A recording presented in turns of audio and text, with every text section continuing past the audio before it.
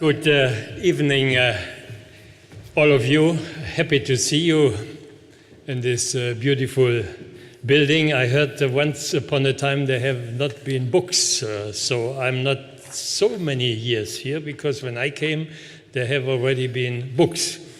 So there are people who have been here before, when there have been no books. Now, I'm Joe Leinen. You got the introduction by Joe Leinen.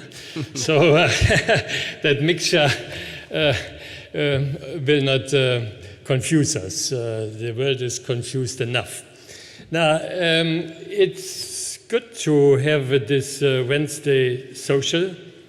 And I think roughly a year before the next European elections, it's anyway good to talk and reflect about the future of Europe. And when we say Europe, we more or less think the European Union. And indeed, the two European institutions, the Parliament and then the Commission, will be reorganized. And that is always an exciting exercise, because you never know exactly how democracy plays and what the outcome of the democratic test by then not 500 million citizens supposed Brexit is Brexit. Then we are 440 million. Those who are possible to vote would hopefully go by large numbers to this democratic scrutiny and democratic test. Now, what can we expect? Looking from today, we have a geopolitical and a political landscape that is really challenging and even confusing. If I look to the West, we have a US where even Angela Merkel was saying the US is no more a reliable partner. That was her quote. And calling the US no more reliable partner for Europe is something, a heavyweight quote, because since the Second World War, the West was more or less the US and Europe. And indeed, the president of the US doesn't like the EU. He doesn't like the EU. He said it many times, because he likes to make deals. And it is better to make deals with individual countries than with the EU. The EU is a construct, hard to understand, difficult to manipulate, and therefore he doesn't like the EU. And he doesn't like the EU because he doesn't like multilateralism. He is fond of nationalism, country to country, and then make deals. That's the US. If we look to the east of the continent, we have Russian Putin. He doesn't like the EU either. And he does a lot to undermine the EU, not only the peace order in Europe, but as well by the fake news, the propaganda, even financial help to anti-EU forces to challenge us and, if possible, to break us up. If then you look on our neighborhoods, whether it's in the south, in North Africa, or in the east, the Middle East, you have only turmoil where you look. You have failed states, you have authoritarian dictatorship regimes, and especially the young generation in these countries are losing hope for their future. And what are they doing? They think about how they come to a better place. And their dream is to come to Europe, which causes another big problem. Unfortunately, in the Middle East, in the Islamic world, religion is misused for political reasons. And when you mention Martin Luther, one must say that Christianity had that 5 centuries ago, the war of 30 years that devastated the middle of Europe.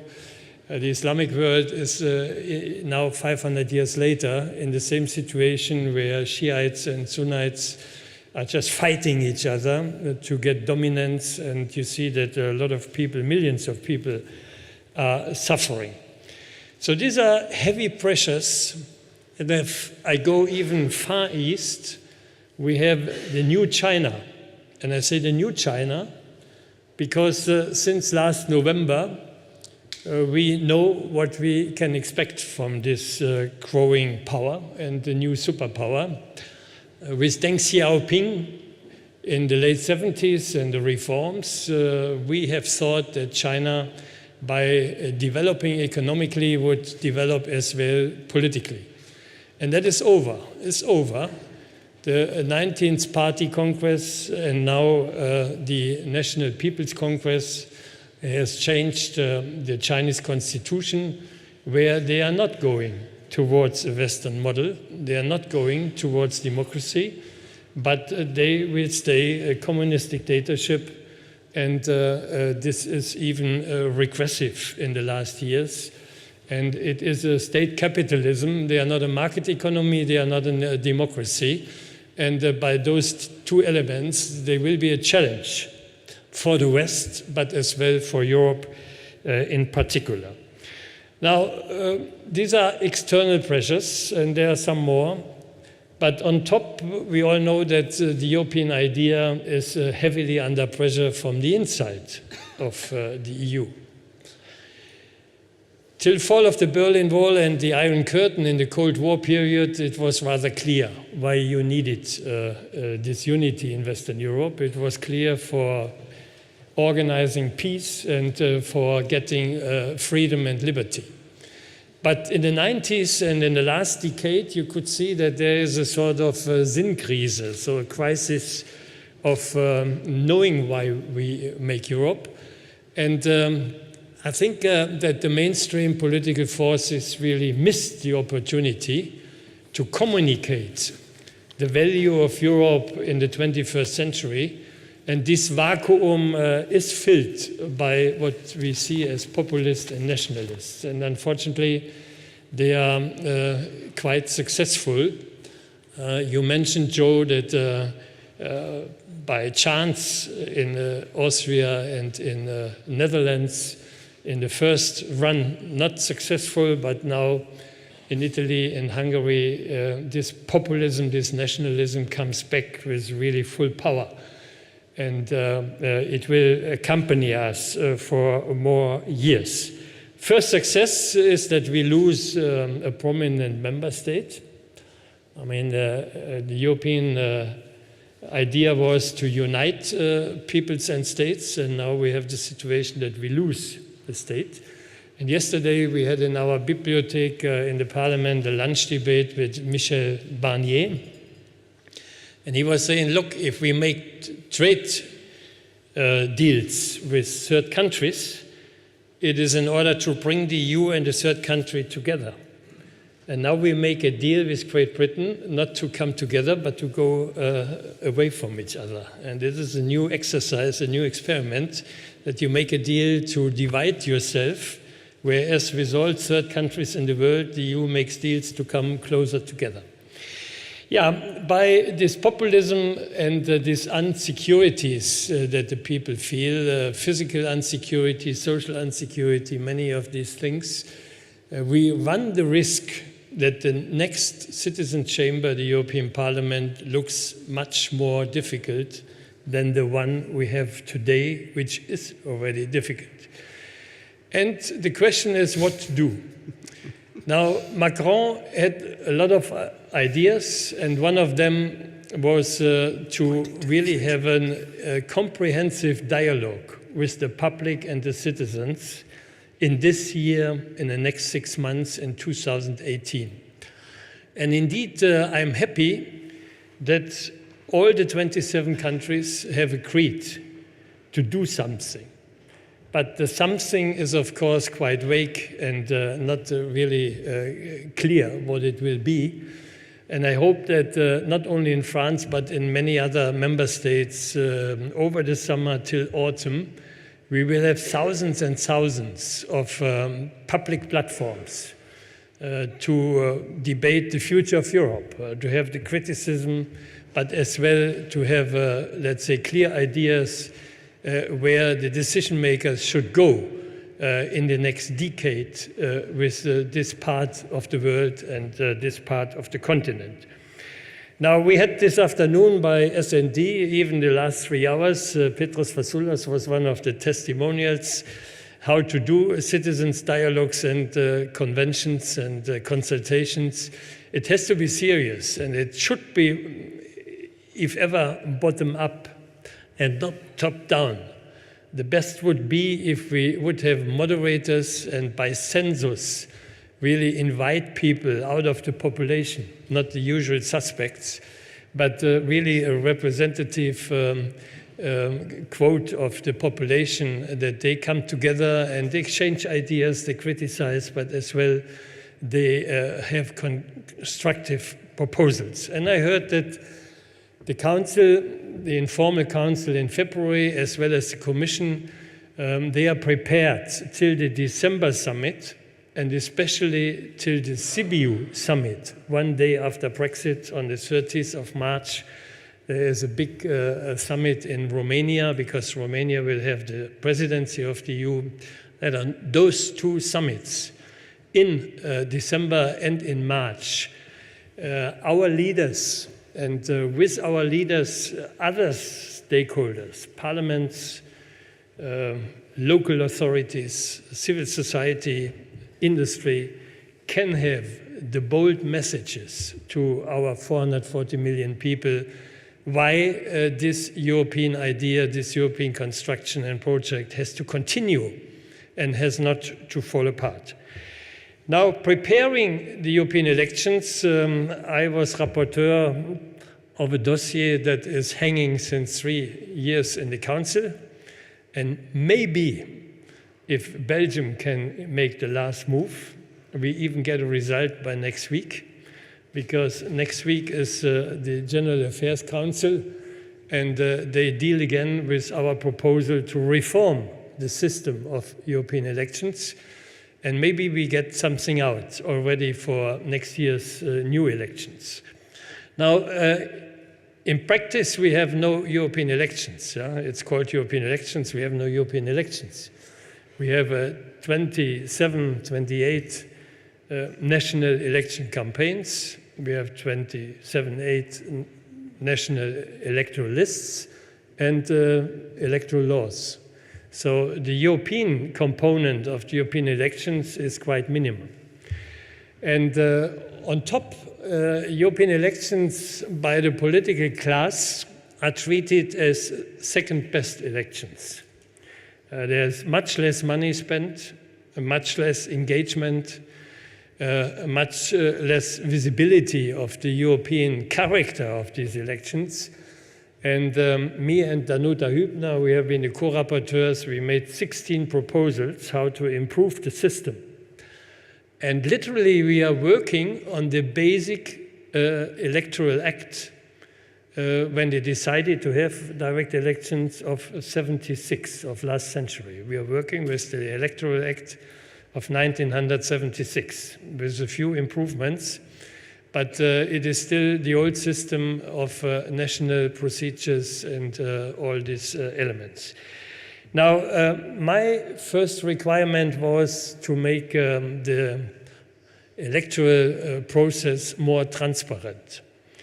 And it starts with, let's say, the candidate lists right in time before the election day.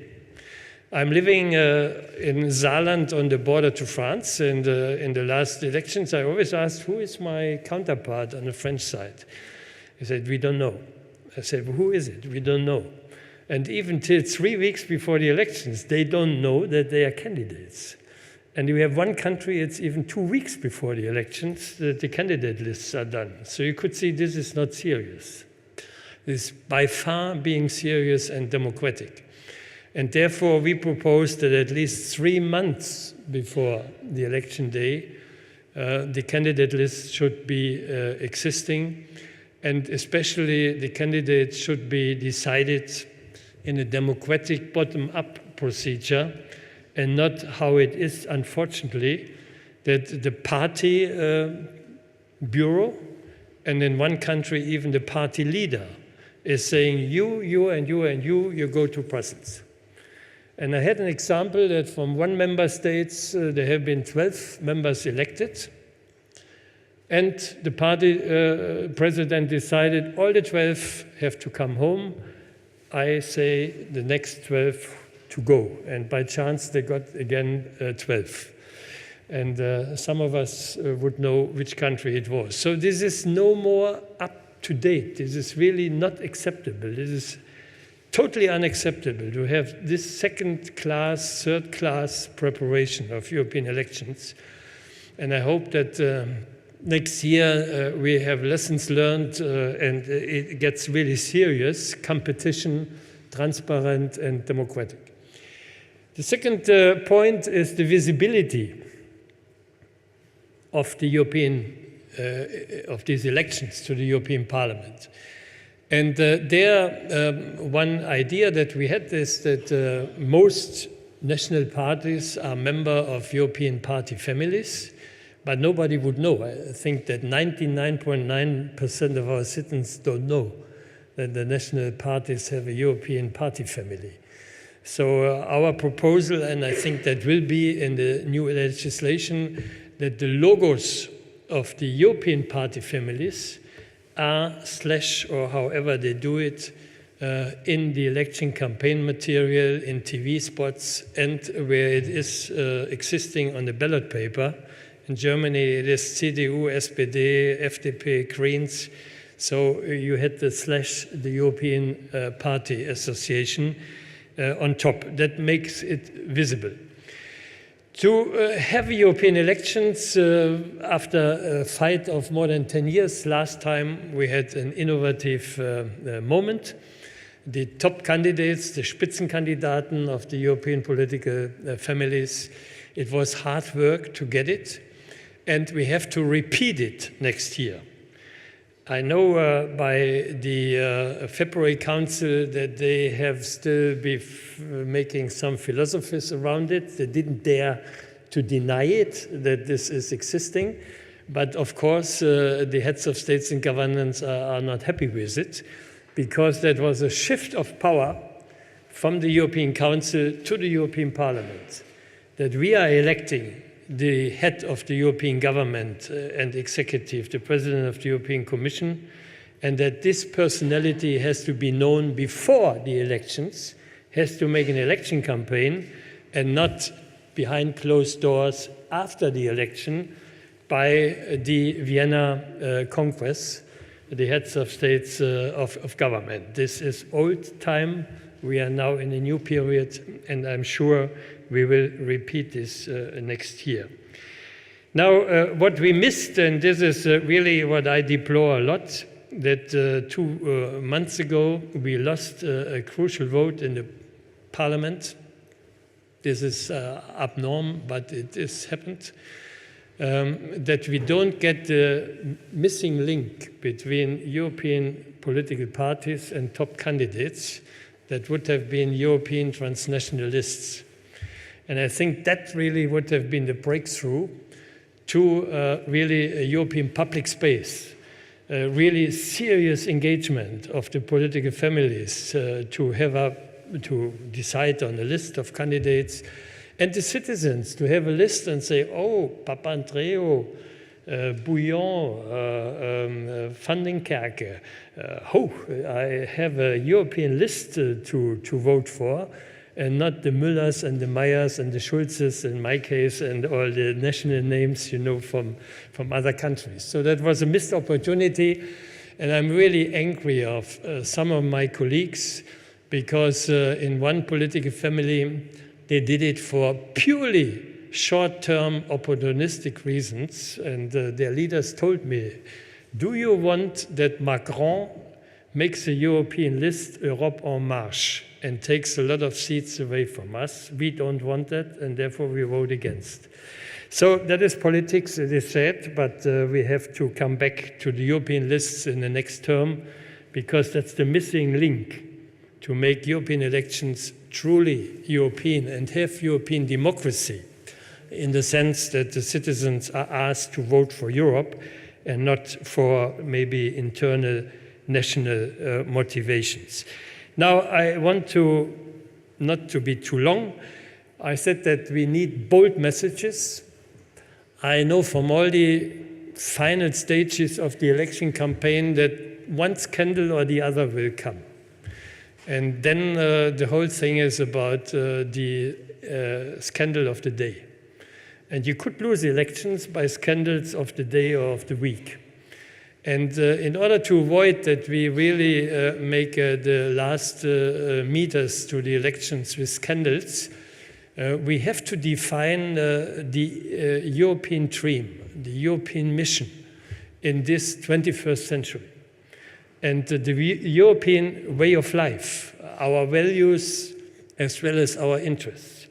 And I think there is plenty of possibility for each political family to tell the citizens how they want to organize Europe in order to meet the challenges. Facebook was mentioned, the new world of the internet. Yeah, in Europe, data are personal rights.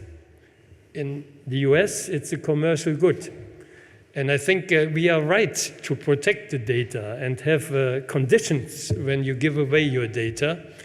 And that is only one big question, how to organize the age of the internet in all parts of society and industry. The other part is the globalized world, how we protect ourselves against unfair competition. I'm the chair of the China delegation. We go there again in 3 weeks, and I know that, and I mentioned it, that we have unfair competition. It's state capitalism, where products come on our markets with state companies, state subsidies, and especially since they are now rich and they have a lot of money, they are on a shopping tour to buy whatever they want to buy. And there as well, in investments, we should screen whether this is in our interest or not in our interest. I know that the EU is in favor of WTO standards. That's our mantra, a rule-based global trade system. So we will not be protectionists, but we want to work according to common rules that everybody has agreed, but not everybody is following. Now, I mentioned all the insecurities. I saw with big pleasure that if there is a political way, there is a practical way. If there's a political will, there's a practical way. I couldn't dare to dream that in last December, 25 member states agreed to start a European Security and Defense Union, PESCO. It was meant to be an avant-garde, and in January last year it has been 11 countries, then it has been 17, then 23, and at the end everybody wanted to be part of it. And indeed, we have this huge vacuum for security, and that is one demand of the citizens, that the added value of the EU towards their own nation state is to provide the different securities. Economically, by protecting against unfair trade, physically, against terrorism, against the flow of migration where we have no control of identities of the people that come to us, or in the crisis and wars around us, as to remember that the Lisbon Treaty doesn't allow the EU to be a world police. We will not be a second US, but that only by mandate of the UN, the EU can go somewhere to have a military operation or a police operation. Yeah, I hope that the next European Parliament giving bold messages, telling the people the added value of this EU. And I think you can grasp it if you have an open mind. Why this little part of the Eurasian continent, this part, what we call Europe, can only defend its values and its interests in the next years and next decades if we act united. Every country, even the bigger ones, are not able to compete with China. They are not able to compete with the selfish, nationalistic US, and not with other of these phenomena that could change our way of life in Europe. And therefore, I think all of you have the European dream, that how we live, we are very grateful for the way we can live here, despite all the problems. I have not mentioned the Eurozone and all the other issues, climate change and what you can name. And therefore, I'm happy and thankful for Metro and Eurocommerce and, of course, European Movement to have these platforms. And I hope that we go out of these debates more engaged and more dynamic to defend Europe. This idea is fragile, it's not guaranteed, and only if there are people to engage for it and fight for it, we can have that European dream as well in this 21st century. Thank you very much.